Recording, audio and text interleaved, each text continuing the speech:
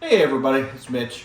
So today we're going to be talking about my lathe stand I created here, and we're going to make some modifications to it. I've already started. We'll get into what I did here in a minute, but I just kind of wanted to go through the bones of it, show you what we're doing, and then kind of go through some of the projects we're going to do to make it better. So this came out of a magazine called Shop Notes back in January of 2003. So it's mostly made out of MDF with 1/4-inch hardboard on the back, and then hardwood for some accents and things like that. So thought it was a really great idea. Went and bought the stuff, and then I did something really stupid with a joiner and cut the end of my finger off, and that kind of freaked me out for about a year, and I didn't do anything. And all the time, this MDF was sitting in my garage.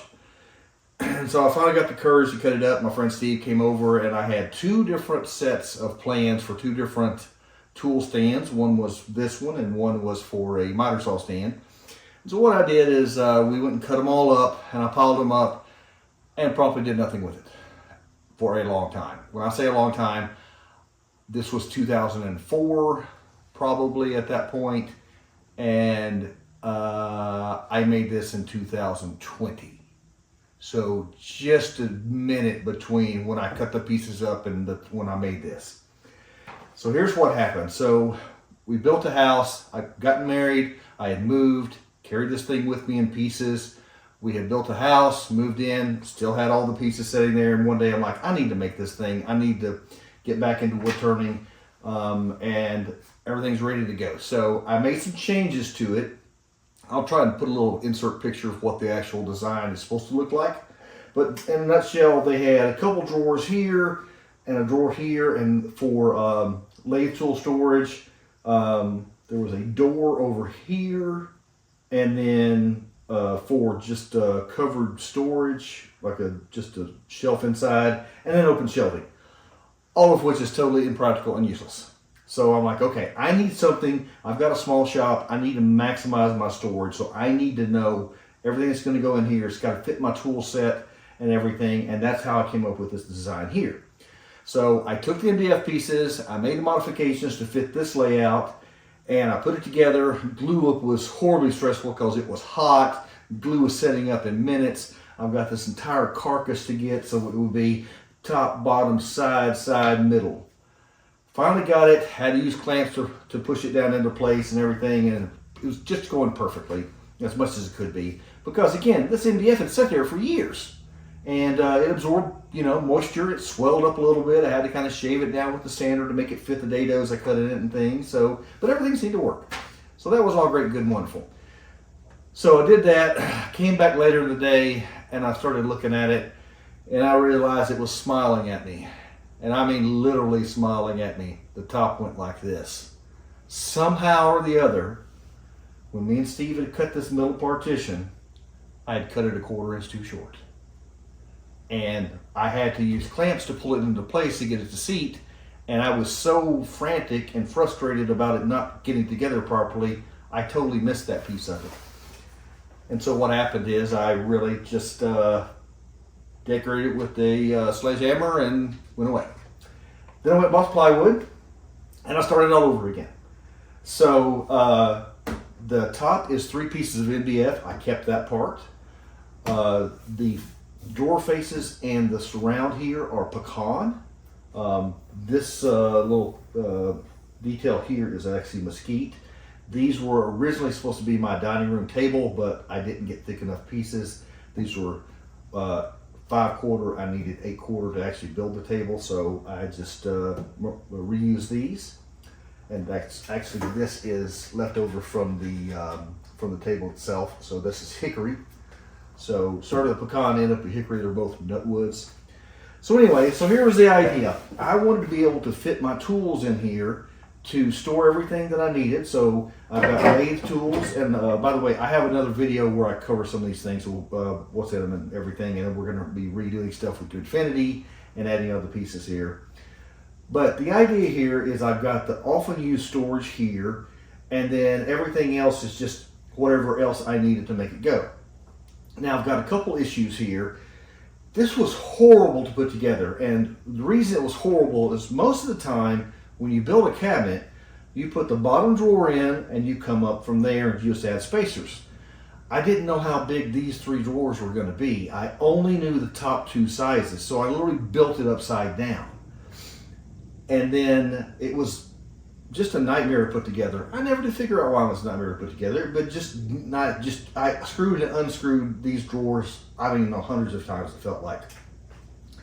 And then the back is actually, I routed in a groove and I have a piece of 1/2-inch plywood in the back. When I put that on, I'm pretty sure what happened was, the reason I was having all these issues is because it wasn't square, and I don't even know if I checked for that. I truly do not know.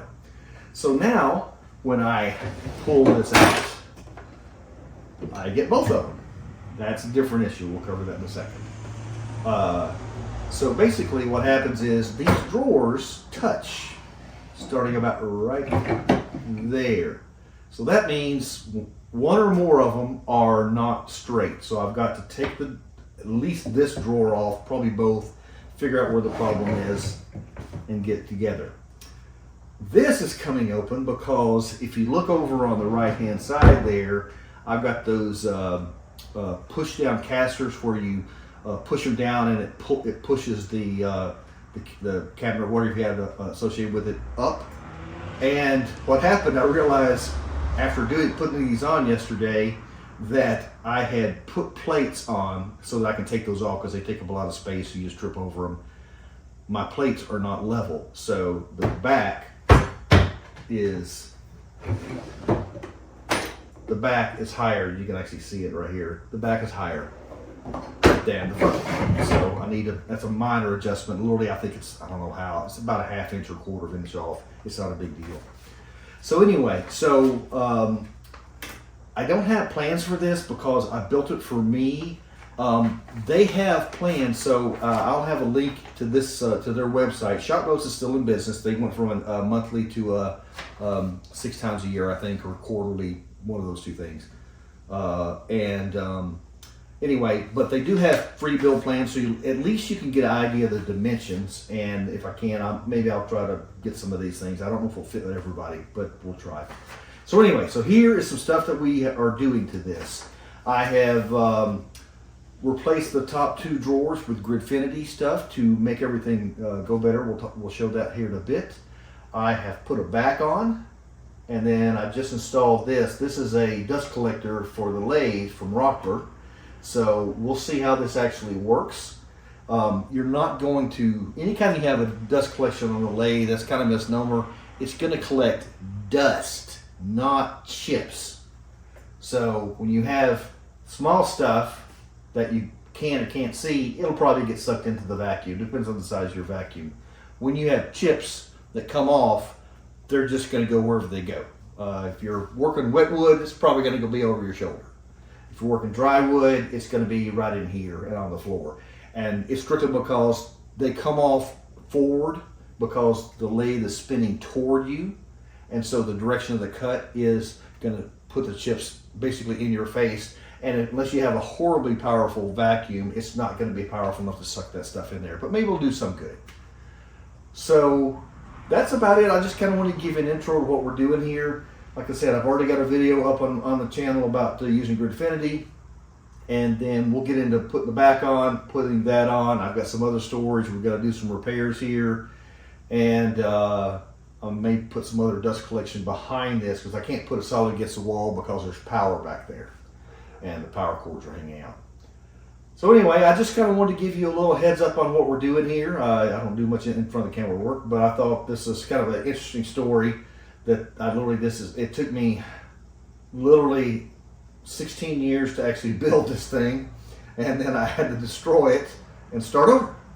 So I thought that was kind of interesting. It was interesting to me. So anyway, but I'm very pleased with it. It basically, I have more stuff in here, space to store stuff than I have stuff to store. So I need to fix some of that because some of it's just random stuff. But anyway, we've got to do a few things to it, and I thought I'd just take you along, and it won't take long. Like I said, a few things added, a few things changed, and that's about it. So the top actually has an overhang all the way around. On the back, it's 1/2 inch. So what I'm doing here is I'm just securing a piece of 1/2 inch plywood to the back, and that will flatten it out so that I can put the back on. So I did a horizontal strip, and then these other strips, there's basically, that's the center divider location right there. And then on the right hand side I'll have one, and then I'll put one on the left hand side, but it's really not going to offer any structure. It's just to kind of even things out so we don't have a gap over there.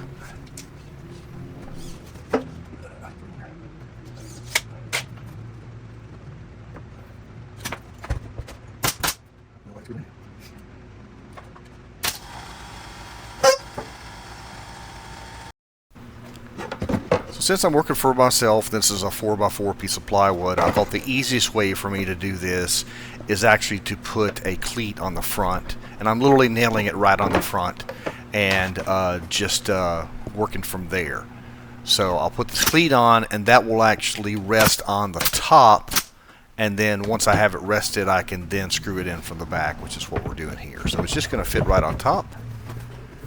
And then it will, I'll go get my screws and drivers, and we'll screw it into the bottom, and that's how it's attached. So basically we've got 3 feet above the top, and then a foot below, and then basically what I'm doing is I'm just screwing it into the thickest parts there. So again, the right hand side, the center divider, and then at the top as well.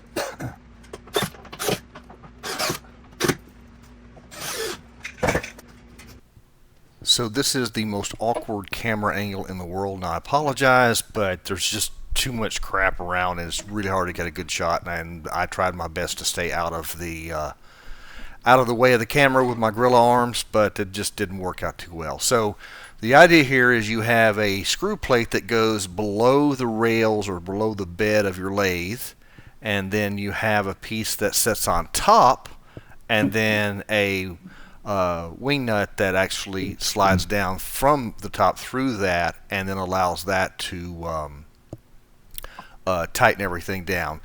The idea here is this should go all the way against the left hand side, and you're going to see me make a mistake here, which I don't figure out until I actually do it. But yeah, this is kind of tedious because, again, I'm trying not to get in the way of the camera and do it one-handed, so that's what we're working with right now. But this is just this is what the actual dust collection sets on, and the way they've done it like this is so you can move it around, so it's not in any one fixed place, and it also fits multiple lathe types.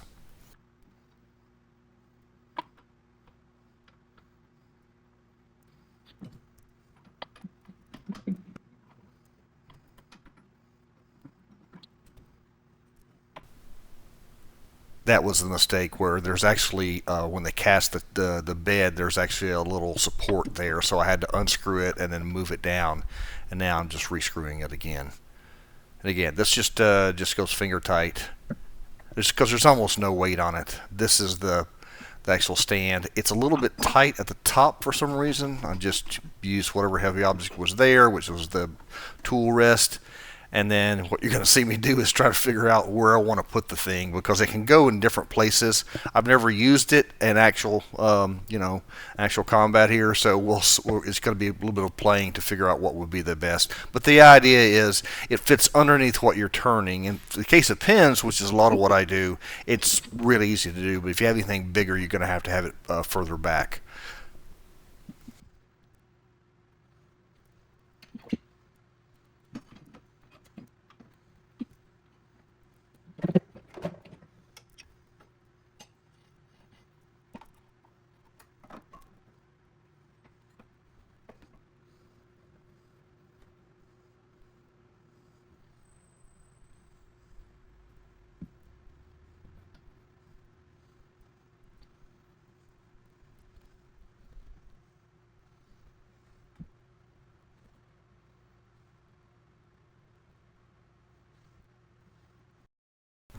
So here we're creating the holder for the main gouge sharpening jig.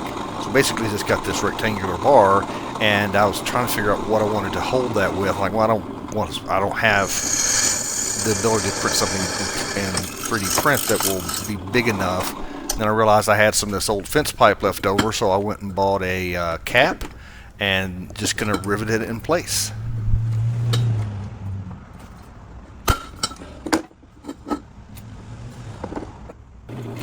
So this is another sharpening jig. It's for sharpening skew chisels, and what I'm doing here is I'm putting a hole in it to actually just hang it on the side of the lathe stand so that I can just have a place to store it. I'm literally just going to put a screw in there and see how that works out. And here I'm just trying to make it look pretty and take the wood off the back.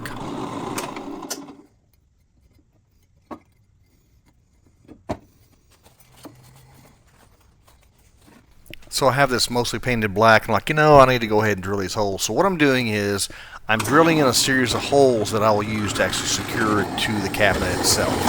And the way I'm doing this is I'm drilling a big hole that I insert the screw into, and through that, and then there will be a smaller hole that will actually, the screw goes through and tie it into the actual cabinet itself. So I'm going to put 3 of those. Just use a little bit of oil and that step drill bit there.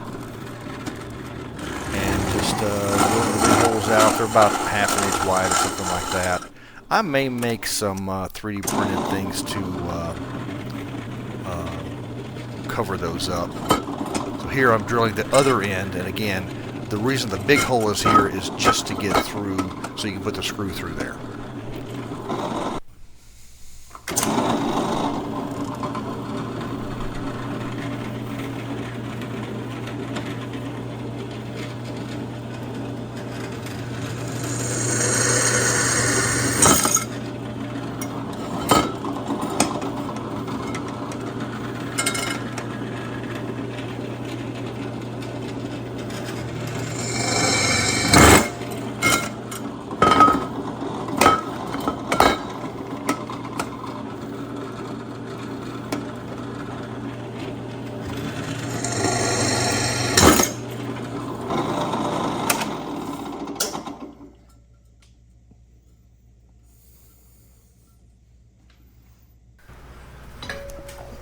So what I'm doing here is, this is the piece of wood that I cut and then painted. It's just a piece of maple that I'm going to actually put the long bar in, the big tube that I made. So this is going to hold that up. And again, the reason I'm doing it like this is so we have a 3/4 inch gap or overhang on the top there, so I needed something to make it stand off. So just another piece of wood in there to make it fit.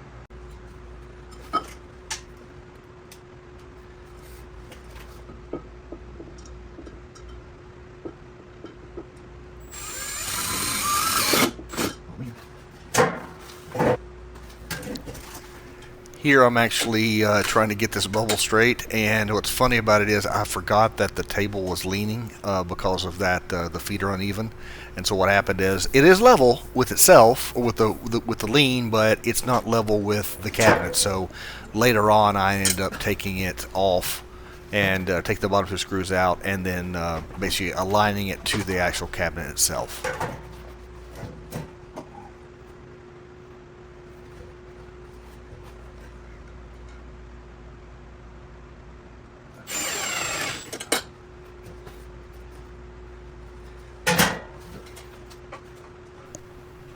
If you heard that clink, it was me dropping my drill bit into the tube, and that's just a magnet on a stick. If you don't have a magnet on a stick, you need to go get you a magnet on a stick. So I had already dropped the screw in there that I needed, and then I dropped the drill bit. So I had like, well, I can get by without the screw. I can fix that later, but ended up having to go after it anyway.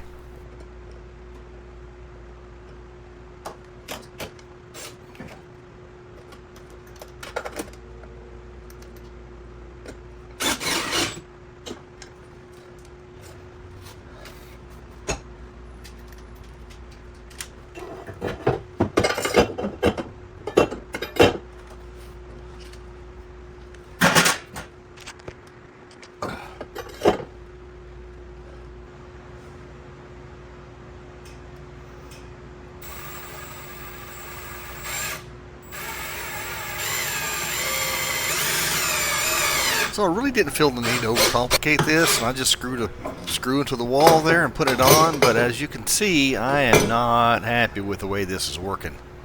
Not happy at all. So again, when you got a problem, you come up with a solution. And that solution is 3D printing. So I 3D printed me a box, got up Friday morning, had it designed in Fusion in less than 30 minutes, got it printed in a couple hours, and there we go.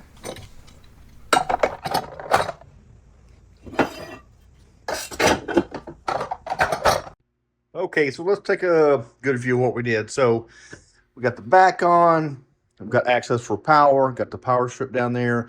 The reason I put it on the end down there is because I need to power my drill press off of that, so that's why it's down there. Got grommets from both sides to protect the cords. If you ever watch any of my stuff, I love the grommets. Those are all 3D printed, of course. Come over here, will make you nauseous. We have the ability to get to our sharpening stuff right here. I've got two things left. This is a rest to put your gouges, etc. on. And this is also to sharpen stuff. I have no idea what to do with these, so I'm just going to punt this to a later date. This one won't be too bad. It's just kind of awkward looking. They're going to attach here somehow. This one may be as simple as just creating something to stick to that right there. I don't know. And I just kind of need this back in action so I can do stuff with it. I'll wheel you back around over here. Knock everything over while I'm doing it. Drawers have been fixed where they don't.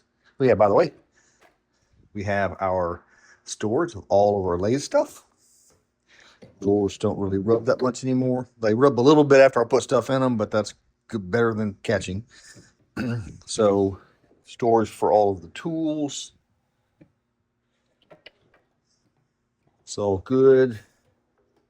I still have the other drawers to work on. I don't know what I'm going to do there. And then finally, I've got my dust collector for the lathe. And then I'll have the back thing there. And then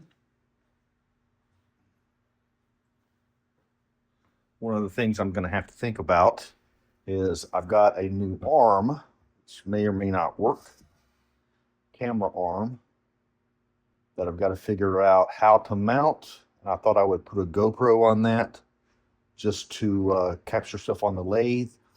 You can move it. I'll probably put it like that. I don't know. See that? There we go.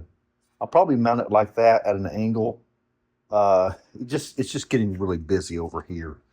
You know, I've got a lot of stuff going. Like I've got this. I may take this off. This is just magnetic. I may take this off and just mount some lights. You can't see my hand.